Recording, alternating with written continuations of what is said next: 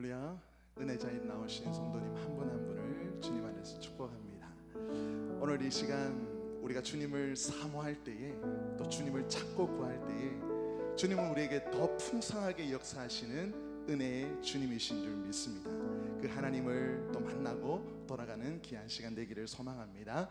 우리 이 시간 우물가의 여인처럼 우리 찬양의 고백으로 예배 문을 함께 열도록 하겠습니다.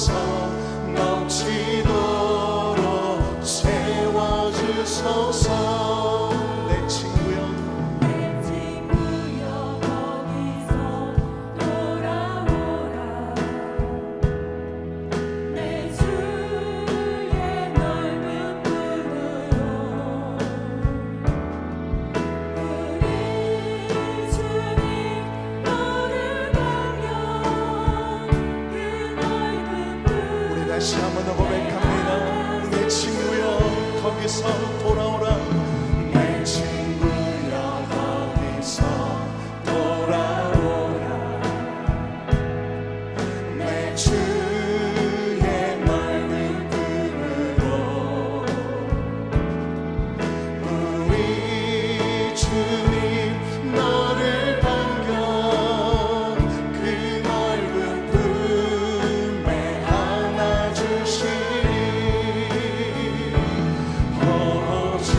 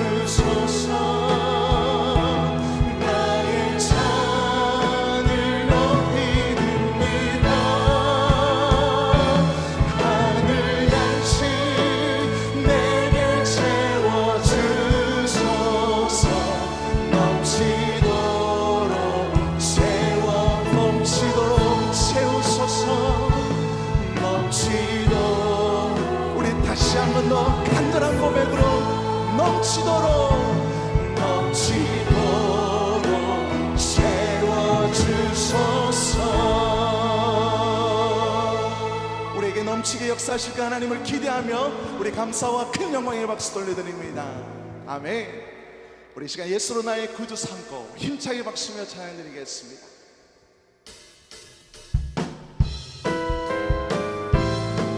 우리의 구주 되신 그 주님을 우리 힘있게 찬양하며 나갑니다.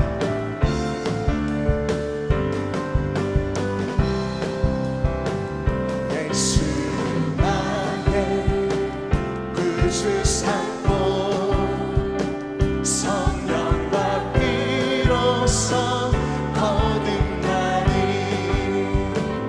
이 세상에서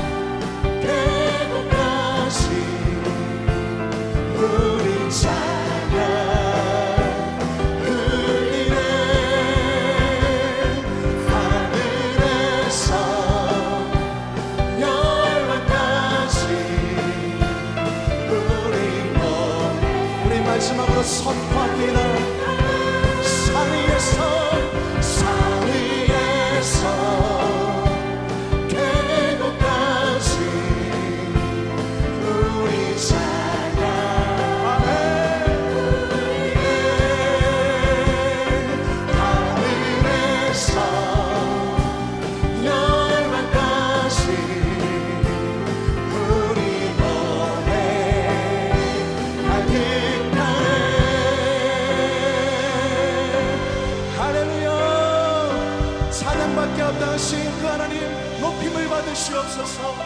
아멘.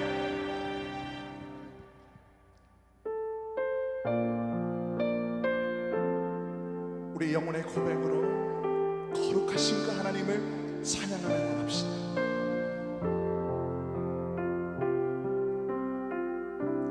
성축해 내 영혼 내 영혼아 거룩하신 이름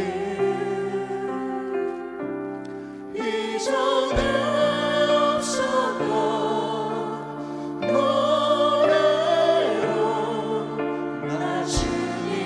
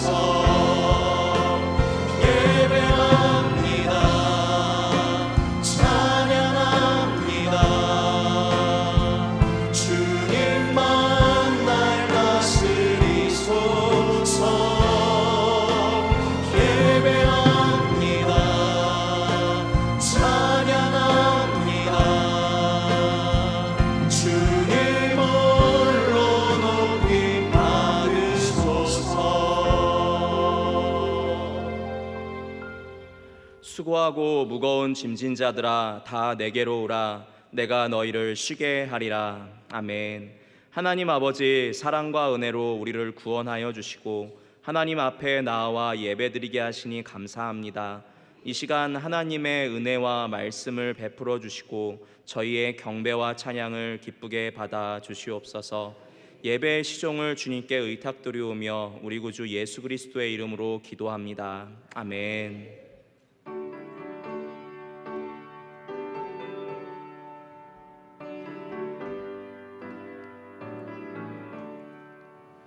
예수를 나의 구주 삼고 성령과 피로써 거듭나니 이 세상에서 내 영혼이 하늘의 영광 누리도다.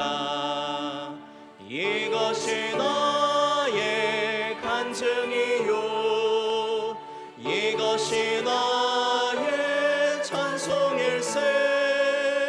나 사는 동안 끊임없이 구주를 찬송하리로다. 온전히 주께 맡긴 내 영 사랑의 음성을 듣는 중에 천사들 왕래하는 것과 하늘의 영광 보리로다.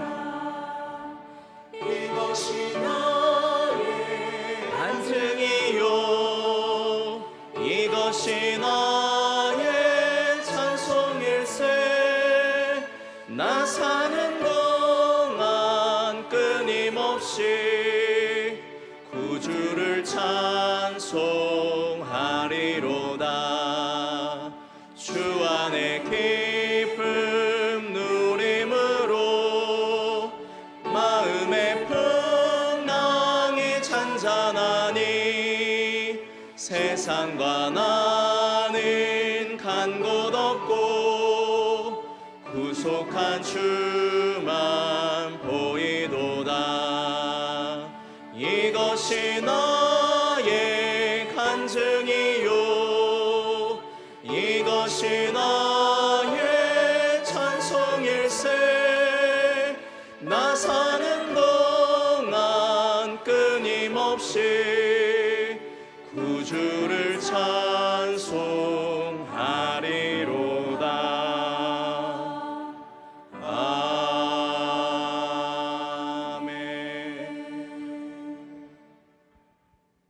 참 좋으신 하나님 아버지 감사합니다. 분주하였던 일상 속에서도 예배의 자리로 인도하심에 감사를 드립니다. 오늘도 수요예배를 통해 말씀을 들음으로 믿음이 든든히 세워지고 가난했던 심령이 다시 회복되어지는 예배가 되게 하옵소서. 한 주간의 삶을 살아가며 늘 감사와 은혜가 넘치는 이 한 주가 되게 하옵소서. 우리를 자유케 하기 위해 이 땅에 예수 그리스도를 보내주시고 하나님의 자녀로 부름받았지만 그 자유함을 우리 자신을 위해 사용함으로 거짓되고 욕망이 가득했던 나 자신을 용서하여 주옵소서. 예수님을 입으로 말하고 구주로 고백하여도 우리의 방식대로 이해하고 우리의 주장대로 살아가기에 세상에 선한 영향을 끼치지 못하였습니다. 늘 선택의 순간에서 세상이 바라는 것들을 우선시하며 살아온 저희들을 용서하여 주옵소서. 믿음으로 바로 서지 못하고 우리 입술이 정결하지 못했음을 인정하고 서로를 사랑하지 못했음을 회개하고 용서받는 이 시간 되게 하옵소서. 구미 상목회를 주님의 사랑으로 채워 주시옵소서. 기쁨으로 감사를 드릴 수 있는 교회, 서로를 아끼며 사랑함으로 온 성도들이 늘 감사의 삶을 살아가게 하옵소서. 그리스도의 복음의 본질이 흔들리지 않으며 하나님의 말씀에 충성되는 교회 되게 하옵소서. 선교하는 교회가 되게 하옵소서. 이 땅의 말씀을 듣고 선하며 순교하였던 그 세월을 그냥 흘러보내는 교회가 되는 것이 아니라 다시금 우리에게 열정을 부어주시고 기도와 말씀으로 바로 서는 교회가 되게 하옵소서. 교회 학교의 여름 사역이 시작되었습니다. 성도들의 기도가 필요합니다. 수련회로 선교 사역을 교회 학교 자녀들에게 진정한 주님의 사랑을 발견하고 새롭게 되는 귀한 사역이 되게 하옵소서. 수고하시는 교회 학교의 모든 교사와 교육자들에게 새 힘을 불어넣어 주시고 세상의 기준이 아닌 하나님의 기준으로 가르치는 귀한 성김의 교사가 되게 하옵소서. 하나님의 말씀으로 바로 서는 교회가 되기 위해 담임 목사님에게 강건함을 허락하여 주옵소서. 성령으로 충만케 하사 선포되어지는 말씀으로 하나님의 역사가 나타나게 하옵소서. 당회와 성도들이 함께 교회를 사워 나갈 때에 지혜를 주옵시고 영적인 리더십으로 하나님의 교회로 든든히 세워가게 하옵소서. 목사님의 가정에 평안함을 주셔서 목회에 큰 힘이 되게 하시며 크고 작은 어려움도 없게 인도하여 주옵소서. 또한 이를 도우며 협력하시는 부교육자들에게 함께 은혜를 베풀어 주옵소서. 성도들의 기도로 힘입어 힘들고 지쳐있던 심령도 선하게 인도하여 주시옵소서. 열방을 향한 은혜로 온 땅 가운데 흩어져서 그리스도의 복음을 증거하시는 선교사님을 축복하여 주옵소서. 표적과 이적이 주 예수 그리스도의 이름으로 이루어지게 하옵시고 세워진 교회를 통해 하나님의 나라가 성장되어지는 역사가 있게 하옵소서. 필요에 따라 공급하시는 하나님을 신뢰하며 궁핍하지 않게 하시며 건강과 안전함을 주옵소서. 단위에 서신 허영선 목사님을 귀하게 여겨주시며 귀한 주님의 말씀이 선포되어질 때 이 시간 우리의 심령들이 다시 살아남에 마음의 상처, 육체의 상처가 회복되어지고 고침받는 귀한 말씀이 되게 하옵소서. 하나님을 찬양하는 불화가 찬양들을 주여 축복하여 주시며 하나님께 올려드리는 찬양의 소리가 우리의 마음과 삶 속에 가득 차고 넘치게 하옵소서. 찬양을 부르는 자나 듣는 자 모두 함께 주님의 축복을 여는 통로가 되게 하옵소서. 예배의 모든 순간 주님 홀로 영광 받아 주시옵고 이 모든 말씀 우리 주 예수 그리스도의 이름으로 기도드리옵나이다. 아멘.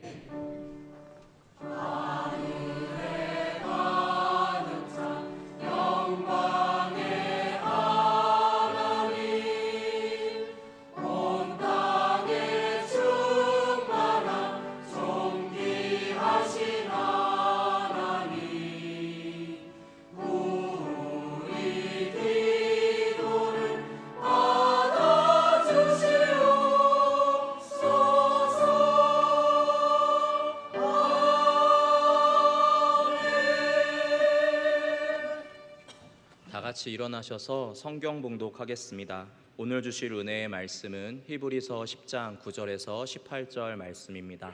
신약 성경 362면에 있습니다. 찾으신 줄 알고 다 같이 읽도록 하겠습니다.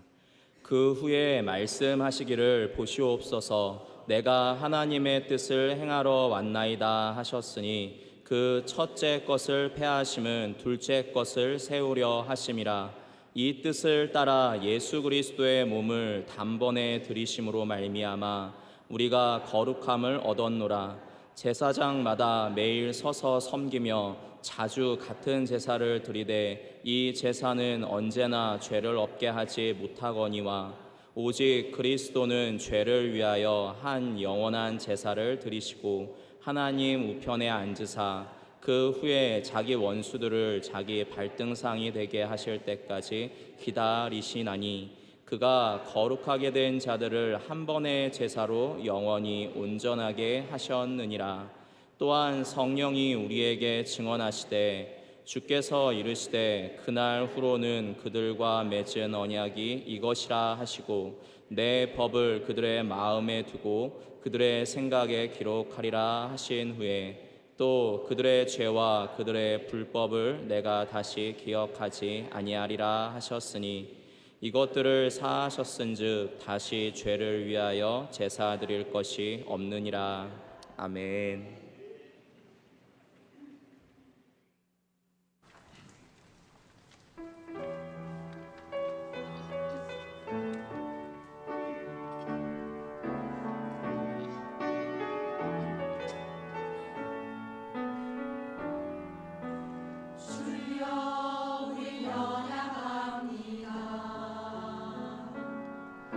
우린 오늘 힘겨워합니다.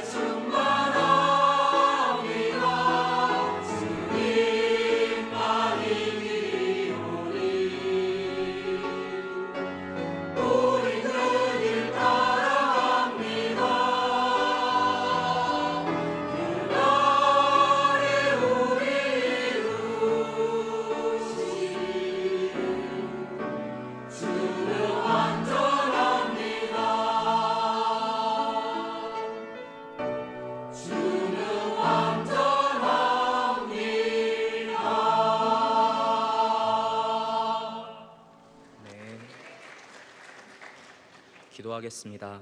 하나님 아버지 감사합니다. 당신의 나라를 선언하시고 우리를 그 나라의 백성으로 불러주시며 그 신실한 그리스도의 언약 가운데 우리를 인도하시니 감사합니다.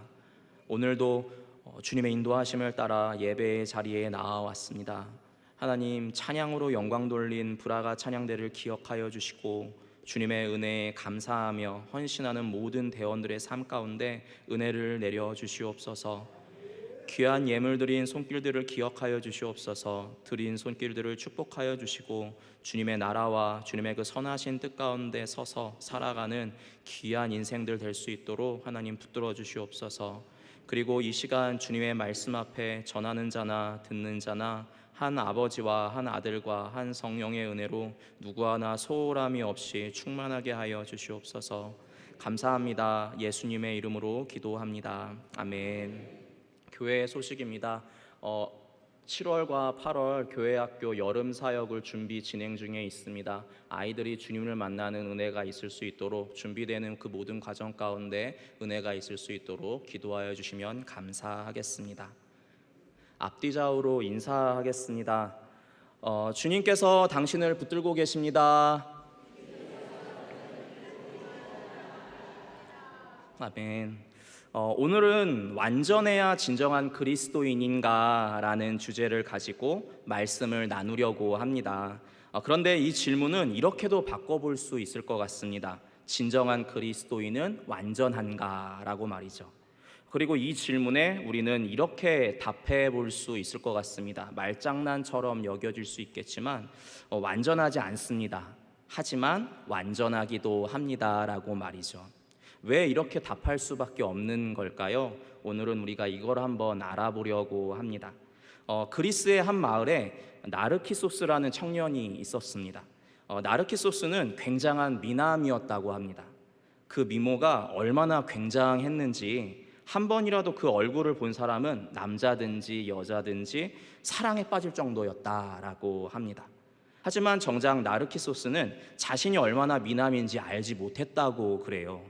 이유는 자신이 태어날 때 자신의 어머니에게 한 신이 나타났는데 이 아이는 자신의 얼굴을 보게 되면 죽게 될 것이라고 그 신이 그 어머니에게 말해줬기 때문에 그 어머니는 아이가 자라가는 시간 동안 한 번도 자기 얼굴을 보지 못하게 하였다고 합니다. 이렇게 미남 나르키소스는 자라면서 그가 사는 마을과 인근 마을의 사람들에게 귀찮으리만큼 많은 사랑과 고백을 받았는데, 하지만 나르키소스는 사람들의 고백을 단 한 사람도 받아주지 않았다라고 합니다. 이유는 자신이 만족할 만한 사람이 없었기 때문이라고 하는데요. 이러한 이유로 그에게 거절당한 한 사람이 복수심을 품고 저주했다고 해요. 그 저주의 내용은 이러한 내용이었습니다. 이루어지지 않는 사랑을 하게 해주세요. 그리고 그 이루어지지 않는 사랑으로 인해서 저 사람이 죽게 해주세요. 그러던 어느 날 이 나르키소스는 사냥을 하러 호수 근처에 잠시 머물게 됩니다. 목이 말랐던지 그는 호수물을 마시려고 호수에 얼굴을 들이밀었어요. 어떤 일이 벌어졌을까요? 네, 저 사진인데요.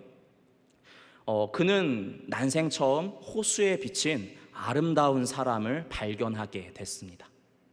자신의 얼굴이었죠. 하지만 나르키소스는 그 얼굴이 자신인지 알아보지 못했습니다. 평생 자신의 얼굴을 바라보며 살아보지 못했기 때문이죠.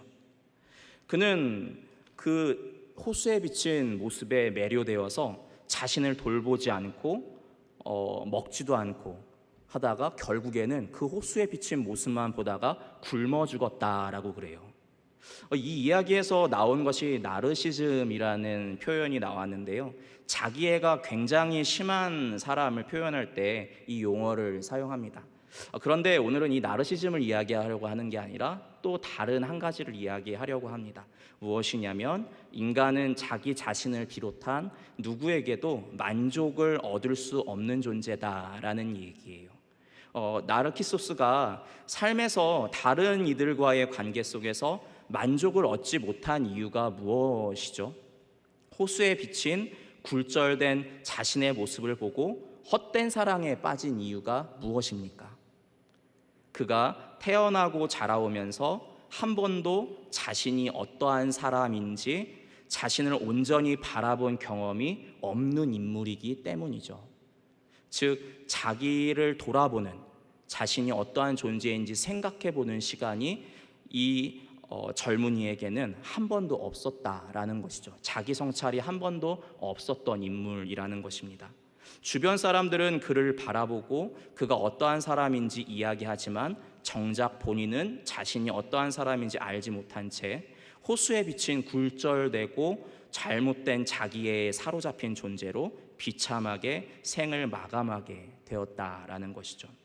이것이 그리스 신화의 시선으로 바라본 인간의 한 단면이 아닐까 싶습니다. 그렇다면 성경은 인간에 대해서 어떻게 이야기하고 있을까요? 성경은 인간이 하나님의 손에 의해 창조된 존재라고 이야기하고 있습니다. 믿으십니까?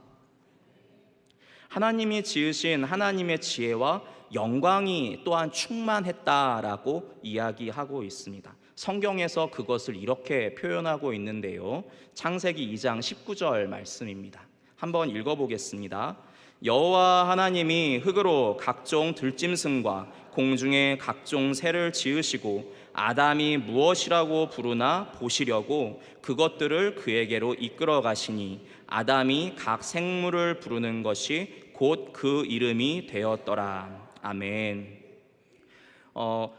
이처럼 당신의 영광과 하나님의 영광과 지혜가 충만한 사람을 하나님은 기뻐하시고 만족하셨습니다. 그 그림이 아담이 하나님의 창조 사역에 참여하여 만물 가운데 이름을 짓는 모습으로, 그리고 그 이름을 지은 것을 하나님이 그것은 옳지 않다, 이것은 좋지 않구나라고 표현하시는 것이 아니라 있는 그대로 그 이름이 된 것으로 선포하게 하심으로, 그것을 흡족해 하심으로 이 모습들을 표현하고 있지요. 하지만 사람의 이러한 모습은, 이러한 영광된 모습은 오래 갔을까요? 오래 가지 못했을까요? 오래 가지 못했습니다. 2장에서 이 모습이 나왔는데요, 3장에서 그 모습이 깨어집니다. 죄와 사망의 권세가 사람을 유혹했기 때문이죠. 창세기 3장 4절에서 6절에 그 모습이 나오는데요, 그 모습을 대체로 요약해 보면 이렇게 표현할 수 있을 것 같은데 말씀 쳐주셨네요. 네, 감사합니다. 한번 읽어보겠습니다. 뱀이 여자에게 이르되 너희가 결코 죽지 아니하리라. 너희가 그것을 먹는 날에는 너희 눈이 밝아져 하나님과 같이 되어 선악을 알 줄 하나님이 아심이니라. 여자가 그 나무를 본즉 먹음직도 하고 보암직도 하고 지혜롭게 할 만큼 탐스럽기도 한 나무인지라. 여자가 그 열매를 따먹고 자기와 함께 있는 남편에게도 주매 그도 먹은지라. 아멘. 감사합니다. 유혹의 내용을 간추려 보면 이런 것입니다. 뱀으로 가장한 사단이 인간에게 나타나서 하나님의 영광에 충만하고 그것을 누리고 있는 인간에게 나타나서 이렇게 고백합니다. 하나님께서 너희를 사랑하시고 많은 것을 허락하신 것 같지만 그렇지 않아. 하나님은 너희를 시기하고 계셔. 너희가 자신처럼 될까봐 싫어하신다고. 그러니까 너희도 선악과를 먹고 하나님의 자리를 차지해봐. 너희가 하나님의 자리에 오르는 것도 나쁘지 않아 라고 고백하고 유혹하고 있는 것이죠. 그래서 결국 어떻게 됩니까? 그들은 이전에는 하나님을 경외하는 도구로서 그 선악을 알게 하는 나무와 영생을 주는 생명의 나무를 바라보았다면, 예배의 도구로서 그것을 바라보았다면, 이후에는 욕망의 도구로서 그것을 취하는 모습을 보게 됩니다. 결국 사람은 사탄이 하나님을 배역한 것처럼 그와 동일한 죄를 짓고 타락하게 됩니다. 하나님을 향해서 쿠데타를 일으킨 것이죠. 그리고 타락의 결과는 무엇이었습니까? 하나님과의 관계가 깨어졌습니다. 그것이 하나님께서 동산을 거니실 때 두려워하여 나무 뒤로 숨은 것으로 표현되고 있죠. 그리고 영광도 잃어버렸습니다. 타락 이전에는 벗었으나 부끄러운 줄 알지 못하였는데 그들이 타락한 이후에는 자신들이 벗었다라는 것을 깨닫고 부끄러워했기 때문입니다. 그리고 불완전한 존재가 돼버렸습니다. 어떻게 표현됩니까? 서로가 서로를 저주합니다. 아내와 남편이 서로를 저주하고 그 저주가, 죄의 영향이 만물에 미쳐서 여인은 산고의 고통이 커졌고 남편은 죽을 때까지 땀을 흘려야 간신히 소산을 먹을 수 있는 노동의 고단함이 더하여졌습니다. 그래서 성경은 타락 이후 이 땅의 인류에 대해서 이렇게 고백하죠. 로마서 3장 9절에서 10절인데요. 그러면 어떠하냐? 우리는 나으냐? 결코 아니라. 유대인이나 헬라인이나 다 죄 아래에 있다고 우리가 이미 선언하였느니라. 기록된 바 의인은 없나니 하나도 없으며. 아멘. 의로운 것을 그 속에 가지고 있는 존재가 한 명도 없다라고 고백하고 있습니다. 성경의 고백대로라면 인류는 그 처음은 영광 가운데 있었을지 모르겠지만 하나님을 배역한 이후 죄라는 부정한 것 아래에 살아가는 존재로 전락한 것이죠. 의롭지 못한 존재가 돼버린 것입니다. 그렇다면 이번에는 그리스도인이 어떠한 존재인지 한번 알아봤으면 좋겠습니다. 우리라는 존재가 이러한 존재라는 걸 알게 됐다면 그리스도인이라는 존재는 어떠한 존재일까요? 성경에서 그리스도인이라는 호칭이 처음 등장하는 것은 사도행전 11장에 그 단어가 처음 등장합니다. 사도행전 11장 19절부터 그 내용을 살펴볼 수 있을 것인데 그 내용이 조금 길어서 나름대로 정리를 조금 해보았습니다. 그 내용은 대체로 이렇습니다. 스데반의 순교 이후 교회의 박해가 심해집니다. 결국 예루살렘 교회의 몇 사람들이 박해를 피해 각지로 흩어지게 되고 그러던 중 시리아 안디옥에 도착한 몇 사람이 예수께서 주이신 것과 그리스도이신 것을 전하게 됩니다. 그리고 여기서 예수님을 그리스도요 주로 믿고 고백하는 자들이 많이 생겨나서 안디옥에 교회가 생겨납니다. 이 안디옥의 성도들이 얼마나 많아졌는지 이 안디옥 교회는 이후에 선교의 전초기지로서 쓰임받게 됩니다. 그리고 이 소문을 들은 예루살렘 교회가 그들을 살펴보기 위해 바나바를 파송하게 되죠. 그런데 바나바가 그 시리아 안디옥에 갈 때 혼자 가지 않았습니다. 누구를 데리고 갔냐면 회심한 바울을 함께 데리고 갑니다. 왜냐하면 바울은 율법에 정통한 자였기 때문이죠. 그래서 그 바나바와 바울이 1년간 안디옥 교회를 살펴보고 또 가르쳤습니다. 이후 바나바를 통해 안디옥 교회 성도들의 신앙을 검증한 예루살렘 교회는 그들을 자신들과 똑같이 예수 그리스도를 따르는 제자들로 인정하게 되고 예수 그리스도를 주로 고백하고 따르는 자들이라 하여 그리스도인이라 고백하자라고 정리하게 됩니다. 그것이 사도행전 11장 25절과 26절에서 살펴볼 수 있겠는데요. 한번 읽어보겠습니다. 바나바가 사울을 찾으러 다소에 가서 만남에 안디옥에 데리고 와서 둘이 교회에 1년간 모여 있어 큰 무리를 가르쳤고 제자들이 안디옥에서 비로소 그리스도인이라 일컬음을 받게 되었더라. 아멘. 이 내용인 것이죠. 즉 그리스도인은 그리스도 예수를 유일한 주로 고백하고 따르는 사람들을 일컫는 말인 것입니다. 우리나라에서는 이러한 그리스도인을 뭐라고 불렀을까요?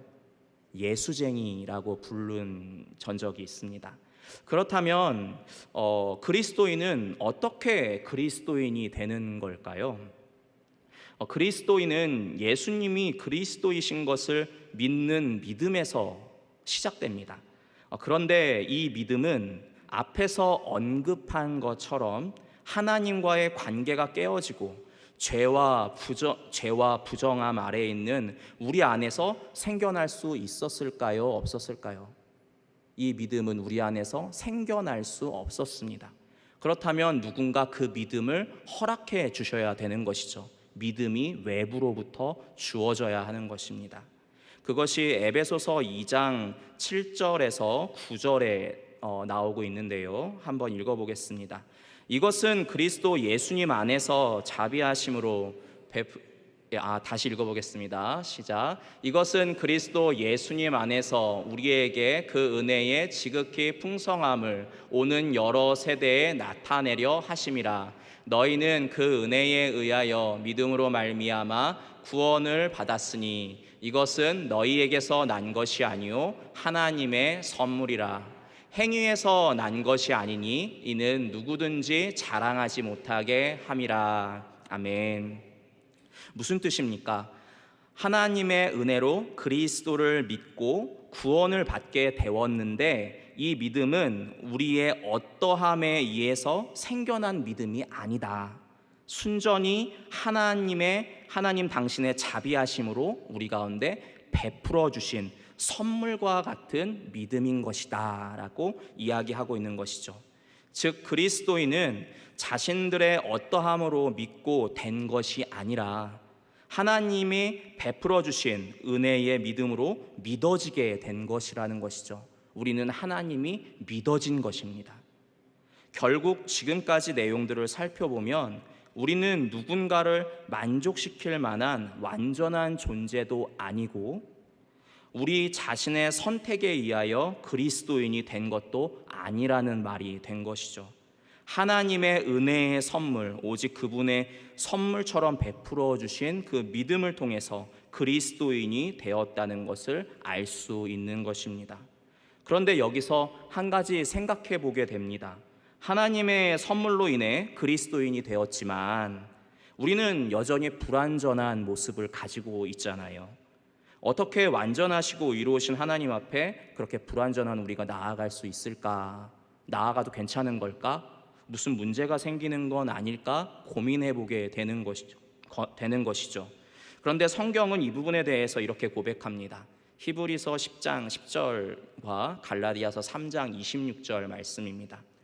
한번 읽어보겠습니다. 이 뜻을 따라 예수 그리스도의 몸을 단번에 들이심으로 말미암아 우리가 거룩함을 얻었노라. 갈라디아서입니다. 너희가 다 믿음으로 말미암아 그리스도 예수 안에서 하나님의 아들이 되었으니. 아멘.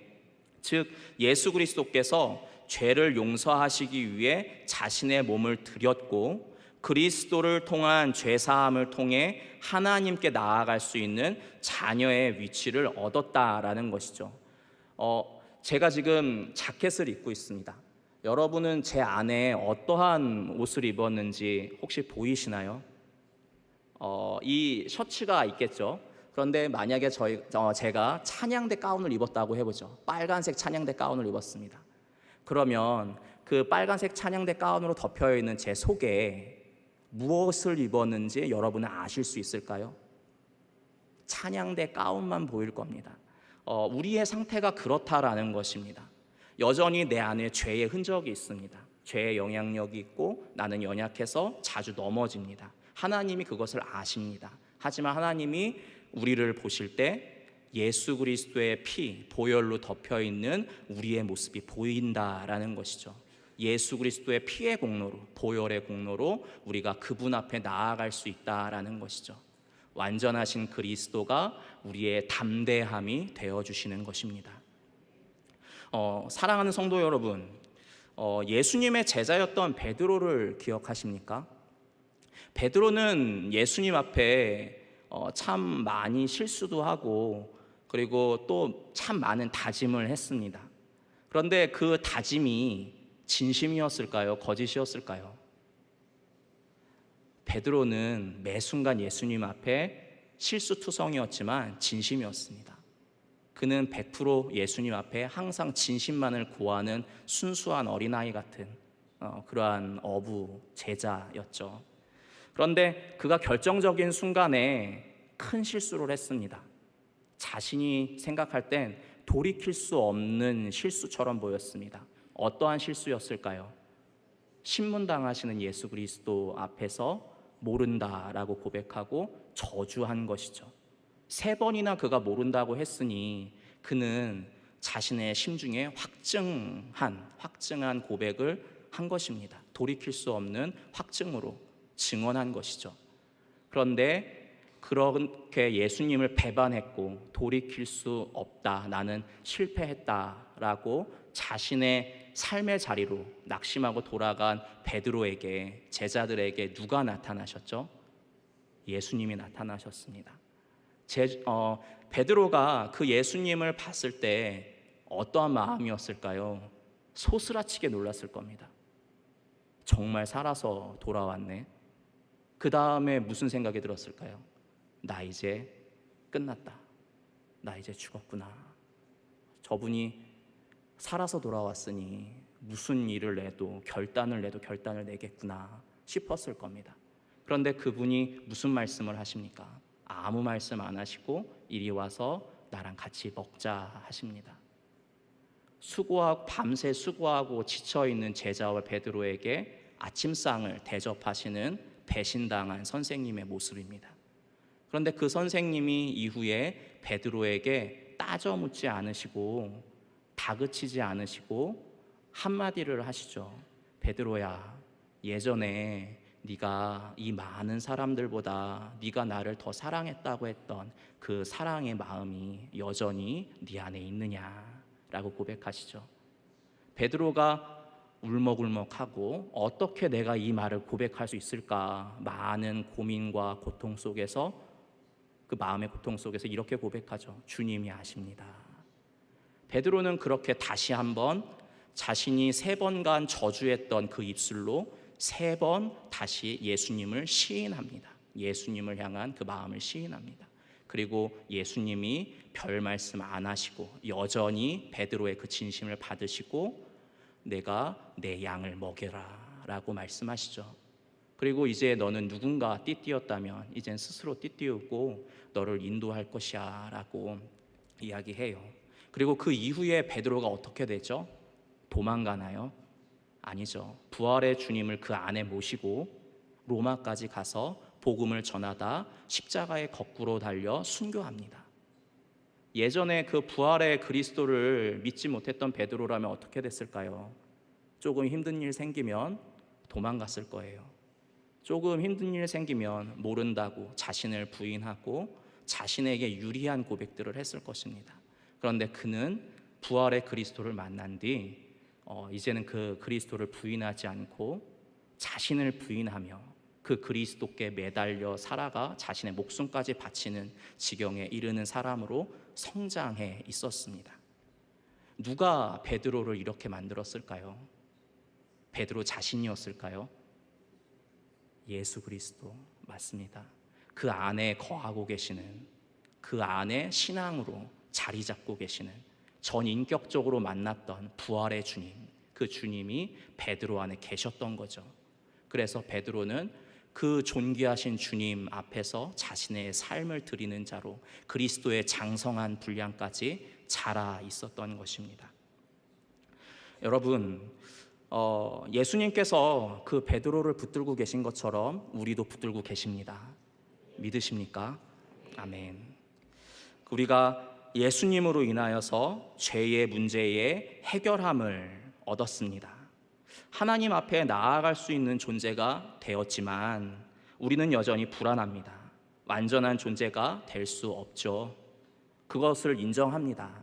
하지만 이제 우리는 그 연약함을 인정할 뿐만 아니라 그분 앞에서 그 어떠한 것도 끊을 수 없는 당신의 사랑이 나를 인도하고 계심을 또한 인정할 수밖에 없는 처지입니다.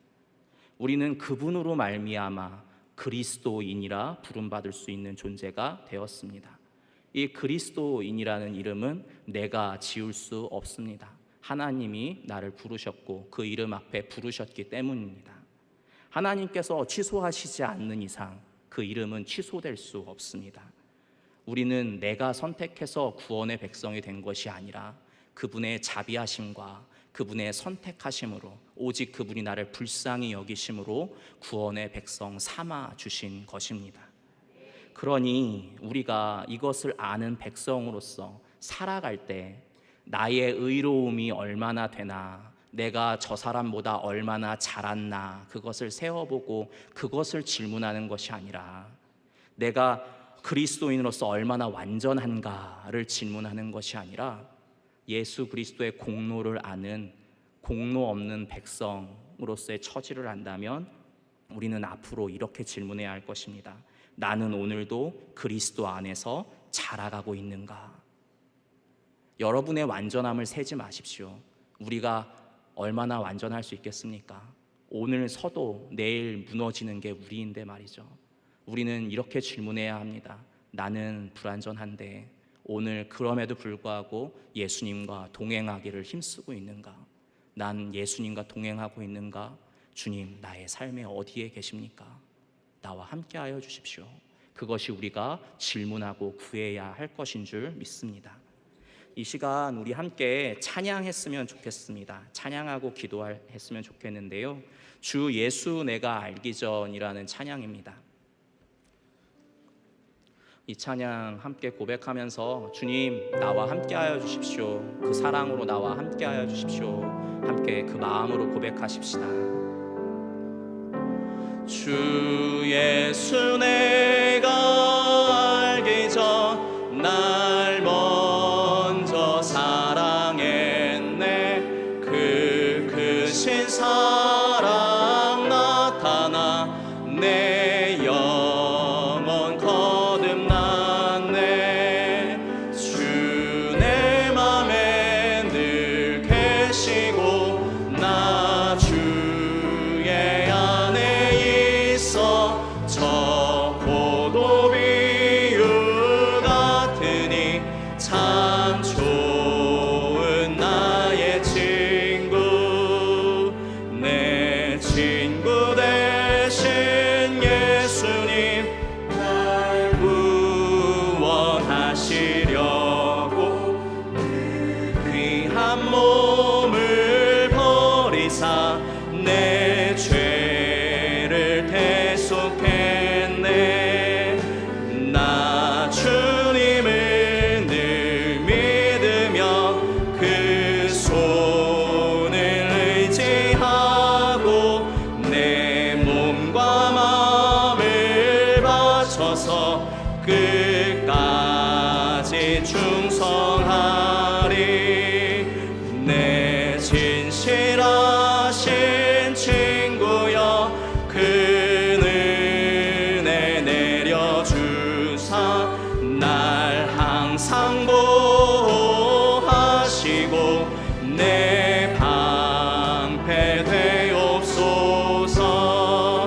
그 풍성한 참 사랑을 네 능히 끊을 소냐.